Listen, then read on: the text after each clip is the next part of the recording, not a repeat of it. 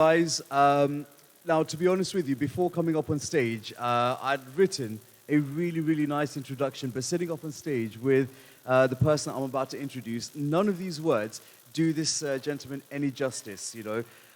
One of the most talented, one of the most gifted and inspirational personalities that I have met today and that I know about. Basically, an absolute legend. Asif Karim, Assalamu alaikum. Walaikum salam. I'm absolutely honored to be here with an amazing cricket legend, an inspirational personality, and a tennis superstar as well, you know. And I've got to say, the one interesting fact that I sort of found out about you is that you're a left-arm spinner, but you bat right-handed. How does that work? Yeah, that's a good observation because I remember as a child, of course, you emulate the stars then. And so there were a couple of cricketers who I used to enjoy, they used to bat right, but the bowling was just naturally the left that I was playing because I was also playing tennis left-handed. So it's not something which just happened. So it's all pure natural talent then? Absolutely. Well, I don't have natural talent, but that's how it happened. MashaAllah, excellent. So, I mean, look, obviously you started your international cricket career in 1996 against India, you know. Talk me through that. I mean, what was going through your mind, your heart? How were you feeling? How were your nerves? How did you manage it? Well, the history of Kenya cricket goes way back. So let me go a little bit back to bring you to how we got into the 96 Sure. World Cup. Until the 1980s, Kenya was part of the East Africa Conference, where it consisted of Kenya, Uganda, Tanzania, and Zambia. And over the years, Kenyans were dominating in those tournaments. So Kenya felt that they can now get their own membership at the ICC level. And so in 1981, they applied for the membership and they got it. So the first time Kenya played in what was known as the ICC Associate Trophy, where the smaller countries played in a tournament, about 10, 15 teams were playing. So the first time Kenya participated was in 1982. And then the 86 is the first time when I played that ICC trophy. And then we reached the semi-finals in 1990 when the tournament was held in Holland. Thereafter, the tournament was being hosted in Kenya, and for the first time, the ICC had agreed that from that tournament, 3 teams will qualify for the World Cup. Right. Until then, it was only the winner. Right. So here was a scenario where we are playing at home, 20 teams were participating, 3 teams to qualify for the World Cup. So we really felt that this is, the best opportunity for us as amateurs to try and win or to qualify so that we could play the World Cup. Fortunately, a long story short, we qualified. Yep. And so as amateurs, it's a dream. Yeah. Even for a professional to play a World Cup is always a dream. Yeah. So for amateurs who had qualified, so it was something that was going to be like a wow, and a wow. You know, so here we are now. People you've seen on television, people you've read about, the Tendulkars and the Laras, and all the Steve Wars and the big names that were then playing. So obviously the association did a wonderful job. Yeah. They prepared us well. And then we played the first World Cup, and the first match was against India in 1996 in Cuttack. What was going through your mind when you were walking out onto the field? Of course, as we were preparing for this tournament, we were exposed to playing cricket in Bangladesh in front of 40,000, 50,000 crowd, which we were never used to. Yeah. And then we had a very strong tour to South Africa for 3 weeks to play very competitive because South Africa had a very strong cricketing culture. Yeah. So those 2 trips kind of gave us the confidence that we can be competitive in the World Cup. And that was our intention, is to be competitive so that people say that yes, Kenya belongs in the World Cup. So as we prepared for those matches, we had self-belief in ourselves. And I said, we prepared well. We were playing as a good team. We had some very, very good cricketers. And so we believed in ourselves that we're going to go out and do the best that we can. So yes, there was some nerves. You're playing the first World Cup. You're playing in India, against India, with the likes of Mohammad Azharuddin and Sachin Tendulkar and the group. So obviously there were nerves, but it was also a lot of excitement that here you are, playing in the World Cup against India, against the same guys that you've been watching on television. So it was a wonderful experience, and yes, we believed in ourselves. That's fantastic. I mean, look, to be honest with you, what you said, to have that self-belief, I think in any facet of life, that's really, really important. So it's quite easy to say, look, let's have self-belief, we can do this. But how do you actually go about it? How did you go about it? Well, the first thing is like in anything that you do, your preparation has to be solid. You've got to have a good plan. As we say, people don't plan to fail, they fail to plan. So it was a planning that was done, it was training that was required, there was a sacrifice to be required. And so there was a lot of preparation towards where we reached. It was not just waking up in the morning and say, now tomorrow we're going for the World Cup and that's fine. There was a preparation of almost 2 years. As I said, we toured Bangladesh, we toured South Africa, we played against the Indian A team, and we played a lot of internal matches and we had a good coach. So the team really worked together, and cricket being a team sport, everybody has an important role to play for the success of the team. So I think the team was focused, we were determined to do well, and I think the planning was quite good for the tournament. Oh, that's absolutely fantastic. Now, I want to sort of skip ahead to 2003, okay? Look, I love my cricket, okay? I'm a Pakistani. I don't want to talk about the World Cup that's happened right now. It really, really hurts a lot, you know? So we'll skip over that one. When I used to play cricket, I was always a bowler, you know? Not very fast, not really much swing or anything, but I was straight, you know? And I saw your overs. They're amazing, amazing blitz overs. And just for everyone out there, if you haven't actually seen this, okay, go onto YouTube and Google Asim Karim magic over, and you will see a video which will absolutely amaze you. And there's one wicket in particular that I just fell in love with. I think you were bowling at hog. You bowled it, okay, and you're a tall guy, right? Let's just be honest, right? I mean, taller than me. I think anyone's taller than me, right? You know.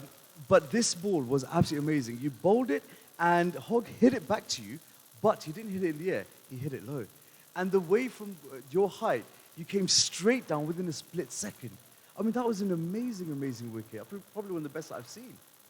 Well, thank you for that. I mean, remember I came back from retirement. I had retired after the '99 World Cup and hadn't played much cricket then, you know, because as far as I was concerned, I had done my 20 years for the country, and of course there were other things to do, but the board felt that they need my services for the World Cup. So obviously I got my training back in shape, and it took about 2 months to really work towards getting in shape. I was not getting younger. I was 39 by then. But as I said, you know, it's your mental approach to anything that you do. When you believe in yourself, you have planned for it, you've done what needs to be done, and having the experience of 20 years having played. So I worked on myself mentally. You know, it was more mental than physical. Sure. At that very stage, so that I could be there. And remember, by then, I was already bowling so well, so the sense of belief was getting stronger by every delivery. Yeah. You know, I already got 2 wickets, got Ponting, Yes. got, I think, Darren Lehman. Yeah, Ponting was a LBW, if I LBW, remember, correct. right? So, you know, it was looking good. It was feeling good. And then I just took it as another cricket match. Yeah. You know, if I worried about who I was bowling to, then that puts yourself on the defense. Yes. So I was just doing what I was strong at, what I could do well. And so I had the sense of belief, and as you know, one of those days when everything works out beautifully well. In fact, it was funny, there was an article after the match where I think one of the BBC reporters wrote that when Karim goes down for that catch, we were wondering whether he's going to come up again or not, you know. You know, because it was as you expressed it, you know, being a tall guy, going down, you know. So it was in the moment of the spirit, and it was a wonderful day. No, that's absolutely brilliant. Now, Asif, I've got to ask you, okay?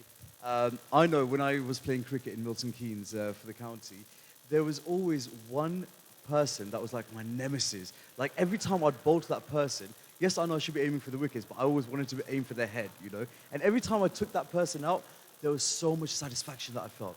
Was there any one player throughout your international career that you felt was an absolute nemesis, or somebody who you felt really satisfied with taking their wickets from? Well, at any level, when you're playing cricket, you know, you're more focused of doing what your job is. So the more wickets you get, because that was my strength of getting the bowling and getting the wickets and doing the job for the team. And every wicket at international level was a prize wicket. Yeah. So it wasn't any particular wicket, but if I could feel a disappointment, I think there was one wicket that I think if it was in those days DRS, I think we would have got Tendulkar when he was on 99. Yeah. And he was plumb as far as I'm concerned in the 96 World Cup. And if you get a chance, you can watch it. that I felt was a wicket that I would have loved to have treasured it. Right. But of course, Ricky Ponting was another huge name. And when you get a player that dominated cricket for almost a decade, Yeah. and a team that is regarded as the most strongest Australian one-day team.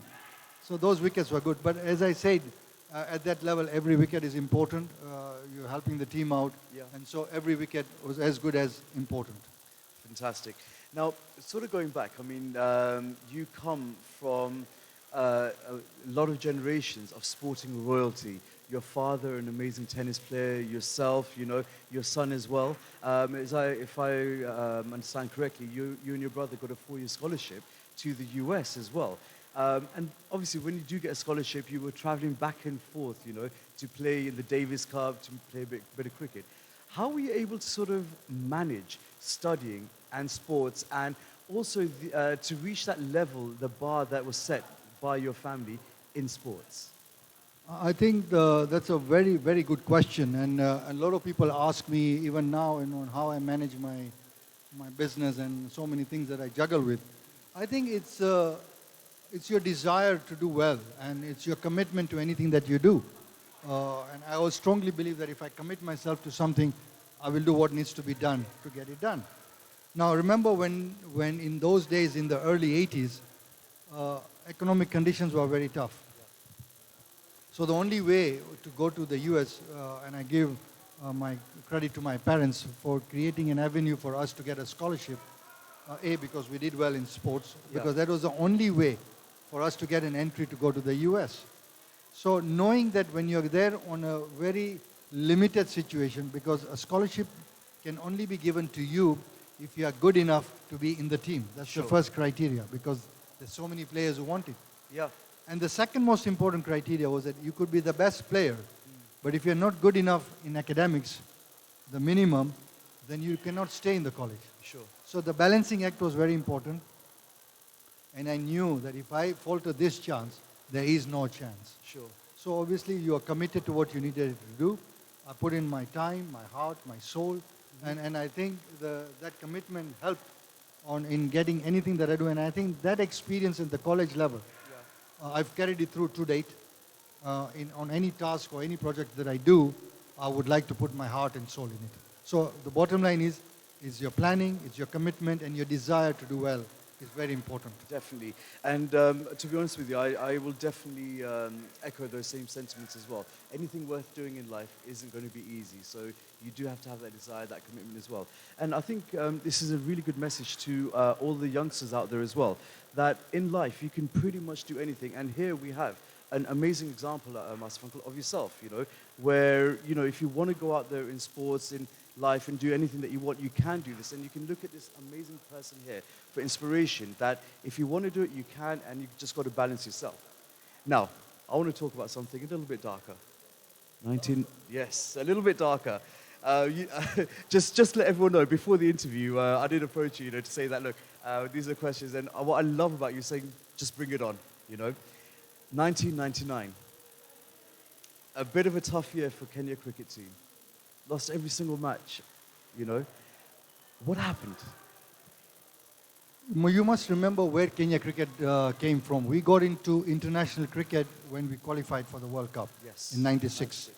We then played the next associate trophy.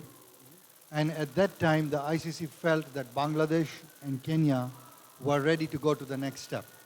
And we got the one-day status. That was 97. We then played the 98 various tournaments, the triangular tournaments. We beat India in India. Yes. We got to the finals in the Bangladesh tournament, the three nations. And so Kenya was growing leaps and bounds. We then prepared well, but remember we are coming to England in early summer, which was end of April, beginning May. Yeah. Now the Kenyan team, not an excuse, but were not used to those harsh conditions of the English summer. Sure. It's extremely cold. We are not used to that. Our team relied mostly on the spin attack. Okay. So at that time, to grip the ball was a challenge. Yes, your fingers must have been feeling the brush. Most of the players had never traveled to England. Right. So on the hindsight, I think we should have had a tour a year before. So for the players to acclimatize and play in the English conditions, Sure. because even the professionals right now who come and play here have their challenges. Yes, they do.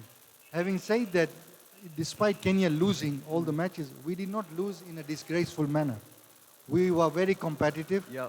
If you look at the score, in fact, the statistics are, we got more runs scored in 99 World Cup than we did in 96. 96. Yes. So, Yeah. you know, we scored well, we did well, but most people feel that unless you win, you haven't done well. Sure. Well, I'm saying we are a growing nation in cricket. If we were competitive and we did not disgrace ourselves, we did very well. Yes. So under the conditions, I will not say it was a dark situation. It was a very honorable performance, and the international cricketing Yeah. world started respecting Kenya at a much level. And the results, as you know, later on was excellent where Kenya Yeah, reached. absolutely.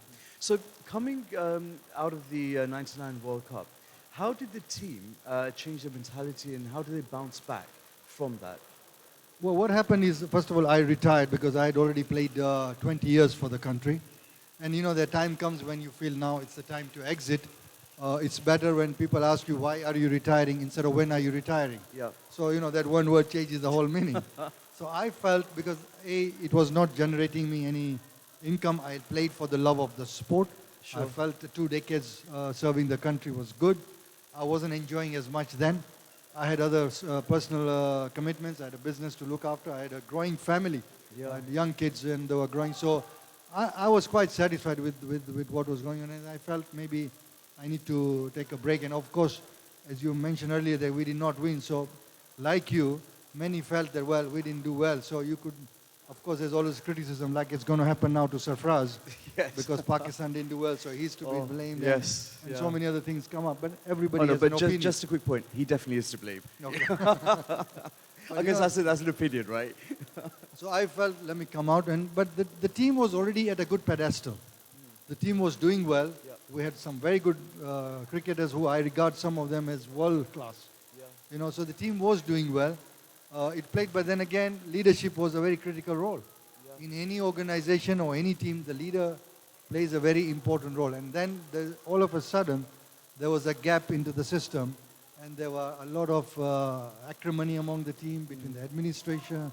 And that's one of the reasons why I was recalled for the World Cup, as I told you earlier. Yes. I mean, from one World Cup, I went straight into the next World Cup. Without playing any games. Without playing any Yeah. international cricket. I played occasionally some social Yeah. cricket. But I think the board felt that they needed some seniority and some maturity to balance the acrimony that was going, because it was a very important stage for Kenya cricket to do well in that World Cup in Yes. 2003 that was coming up. So it was important that we don't falter there, you know, that we try and be competitive, we give a performance that everybody feels that, yes, the Kenyan cricket are here to stay. Yeah. They're not here by fluke. So having made that decision is how I accepted to come back, A, to help the team in whatever capacity they needed me, and to sober up the whole tension that was around in the changing room and within the administration and the players. So that's how I came back to the 2003. But the players by then had matured from the first World Cup of 96. Yep. They were more or less the same players that were going through. Though they were coming to the tail end of their career, Sure. but they was maturing to the thing. So they had a sense of belief. Yeah. It was only the administration and the politics within the whole thing that needed correction. Okay. In terms of the players going out in the field and performing, there was no question. Sure. Everybody had the belief in themselves. The players believed in themselves. There was quality of there, and there was enough experience for players to give a competitive performance. Fantastic. Brilliant. And obviously, you know, we're talking about players maturing as well as new blood coming in as well. MashaAllah, your son as well, you know, he's an absolute superstar. Yeah. You know, so did you sort of, was he naturally into cricket as well, following in your footsteps, or was it something that you felt you had to sort of push him towards? Well, it was naturally, it's something that, what happens in the household, you know, the children look up to their parents. Yeah. So I think Irfan was about 6 or 7 when he saw me on television. Right. So obviously when a young boy or a young girl sees the father on television, you know, it's an elevation. And so Yes. he found that as something special. And of course, we created that environment in the family for them to play sports. So he carried on, he played school cricket, and he was passionate about it. Yeah. And of course, we encouraged him throughout.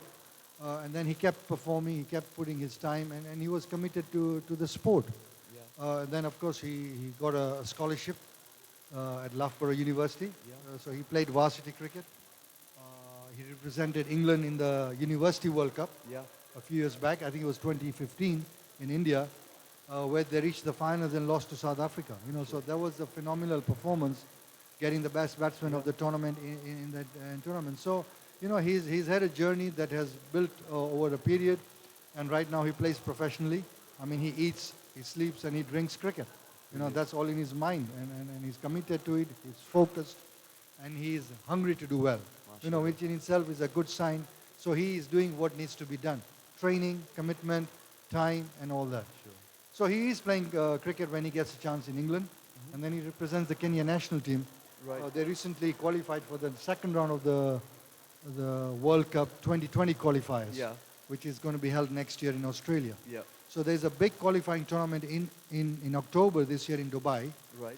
where 14 teams are going to be participating for 6 sports. Right. So you'll have teams like Afghanistan, Ireland, Oman, Hong Kong, Yeah. and Kenya will be there. So I'm hoping that the team can be prepared well, Yep. because I think it's a good opportunity when they've got 6 sports. Yeah. And if they do well, and 2020 is a game, you've got to have a good day and you can do well. So Yeah, I hope they absolutely. prepare well, and that Kenya cricket can come back. Sure. And this might be a good stepping stone if they can qualify for the Sure. 2020 World Cup.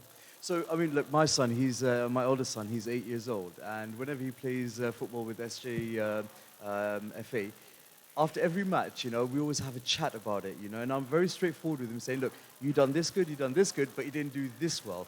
So how do you sort of, and this is probably just more personal advice for me, how do you handle giving constructive criticism to your son who you want to see do well, but they may not sort of take it too well because they're so competitive?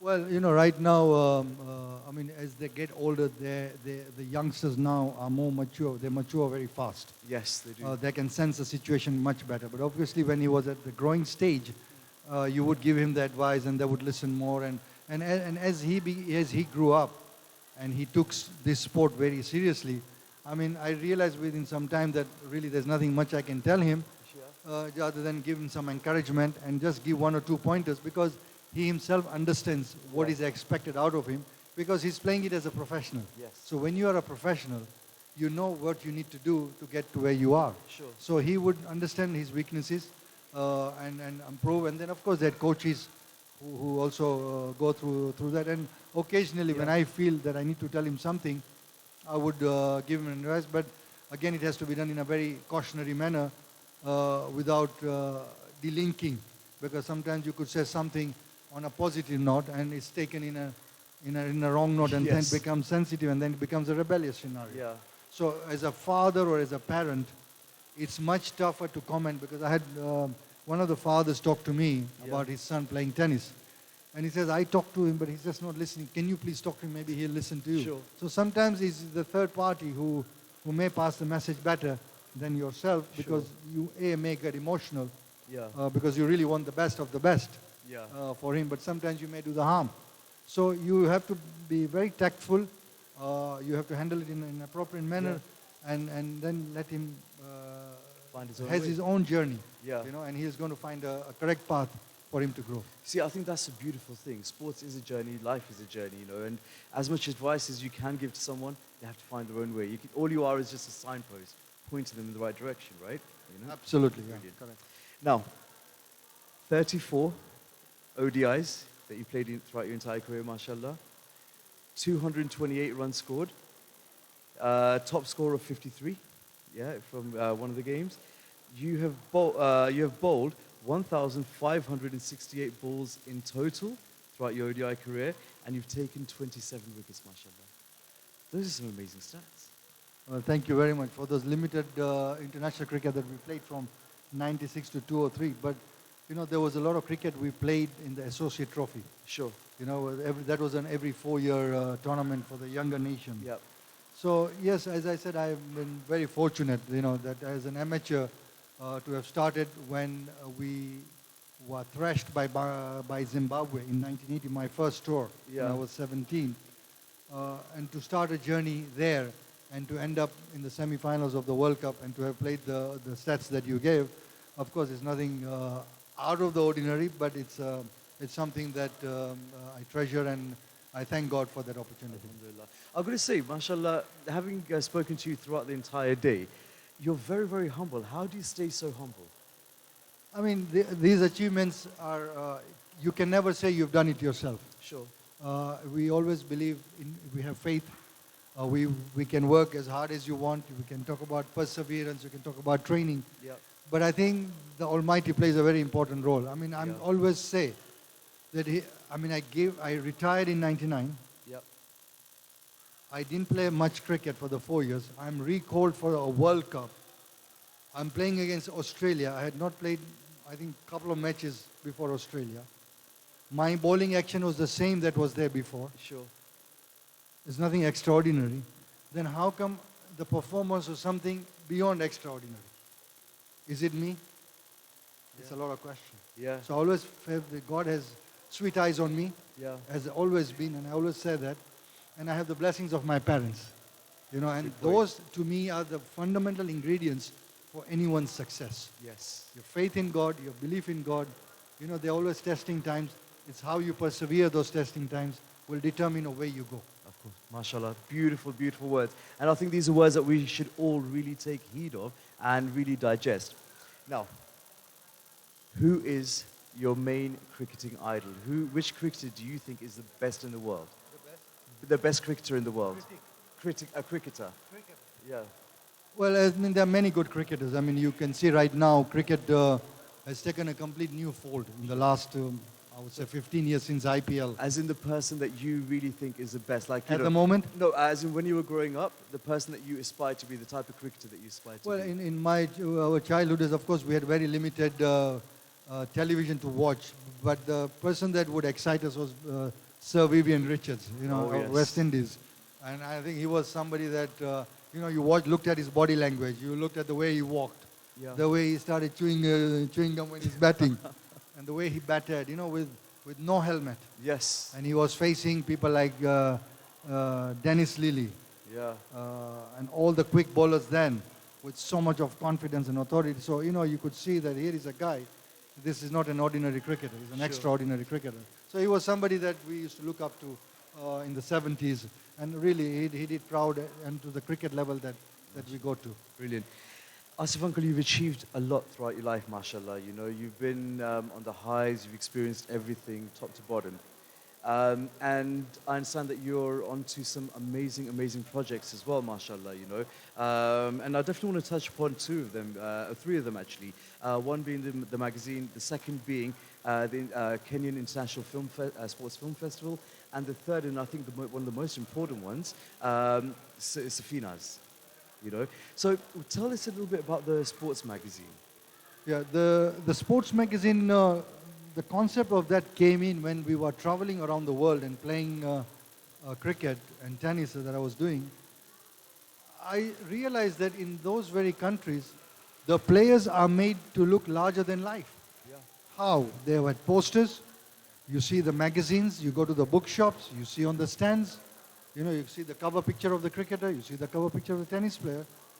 And then when we played against them, we were competitive. Yeah. So I say, you know, because when you see somebody's photograph, Yeah. it's kind of intimidation Yeah. because you're seeing, wow, a big poster on the way you're driving. Then when I come back, in Kenya, we have no sports magazine. Yeah. There is no coverage. It's very limited coverage in the newspaper.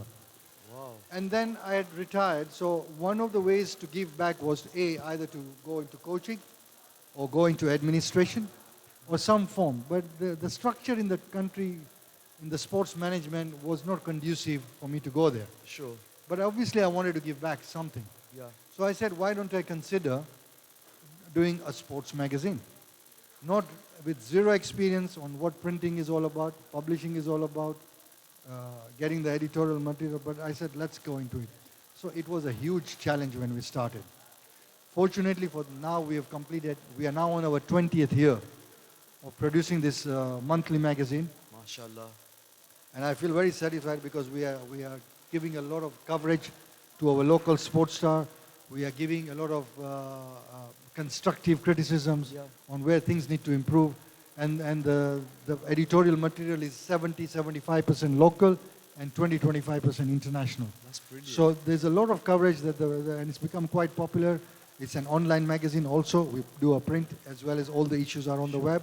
And I also write a column. Oh, brilliant. Where I write quite hard. Okay. If you get an opportunity, it's called The Last Word. In Make the sure you sport- guys Google that, the last word, and make sure you guys read up. Yeah, that's in the sports magazine. So that's the concept of the sports magazine. And then obviously came the foundation. Yes. And like anybody else, with the years, where God has blessed us so much, I felt I would like to honor my parents Yeah. and my wife's parents by creating a foundation, and we've called it Safina's Foundation. That's my wife's name and mine, Nazneen and Asif in son, so we call it Brilliant. Safina's. But the primary purpose of that foundation is to promote all types of sports, education, and social needs. MashaAllah. And so that is also a growing foundation. And as you know, foundations takes time to grow. Yes. People need to believe in you to support you. We look for support, not necessarily financial. We also look for in kind. So Okay. any form, we are trying to support disabled sports. It's very, very good in Western world. But not so much in in Africa, Africa. it's not so much, there isn't any. Sure. So, and I think they deserve to be supported. And so we are looking at very possibilities of how we can partner people who are of the same views of trying to promote disabled sports. And we have started in a small way, and we are hoping that that can grow Yep. among other sports that we want to do. And then came the idea of the Kenya International Sports Film Festival. And that idea came after I decided that, you know, there was so much history that the family has in sports of 70 years, and there's so much material, but nothing has been documented. So I was planning to do a coffee table book to keep all these records in A, to honor my parents, Sure. and B, to put for record, and 3, to inspire others, because everybody has a story. Yeah, But absolutely. how many document it? How many do it? Yeah. And so as we were preparing for this coffee table book, a film producer came and saw me. He was a friend of mine. Yep. And he says, Asif, I think there's a story here and you should consider doing a documentary. Of course, my immediate reaction, are you crazy? You know, I didn't even think of it. But as we dialogued and as we discussed, the possibilities looked good, Yeah. and it was a doable project. Yeah. So we did a sports documentary. It's on the YouTube right now with 9 subtitle languages. We've got it in Urdu, we've got it in 4 Indian languages, Gujarati, Brilliant. Hindi, Punjabi, Bengali, Farsi, English, Swahili, sign language. So they're all on YouTube for anybody who's keen to watch. And sorry, what's the title of The Kareems, A Sporting Dynasty. So guys, make sure you go into YouTube and watch Kareem's A Sporting Dynasty. Yeah, and so we did that. And so having done that, this film documentary, the producer took it to different film festivals. Yeah. So it went to India, in Iran. So I participated in one of them. And that's when I realized that these sports movies are good, that I'm watching. But Kenyans have a fantastic history. Yeah. You know, with gold, you know, it's like when Kenyans go to Olympic, we don't ask whether they'll win gold medal. Yeah. We ask how many will they win this time. Sure. You know, that's the Kenyan domination in Commonwealth and in Olympic sports. Sure. But there is nothing on record. So that's where this idea kind of mooted, that let's do a sports film festival so that we start educating the people in Kenya and we try and document and put stories in place. MashaAllah, excellent. So guys, do take an opportunity to go to the website of Safina's Foundation and KISFF on Facebook. Like them, like the post as well. And Asif Uncle, let me just take this opportunity once again to say thank you so much, you know, for being with us here today, you know. And we're really looking forward to spending the weekend with you. You know? It's a pleasure for me. I want to take this opportunity once again to congratulate SGRS for what they have done for the second one. I think it's a great success. It's taken to a completely new level, and I'm hoping that the organizers can continue with this spirit. Obviously, it's a lot of commitment required, but I really congratulate the organizers and the 150 volunteers who I think are the unsung heroes of this festival. They've done a great job, and I want to congratulate the participants, the parents for supporting their children, and this festival must grow from strength to strength. Ameen, inshallah. Thank you.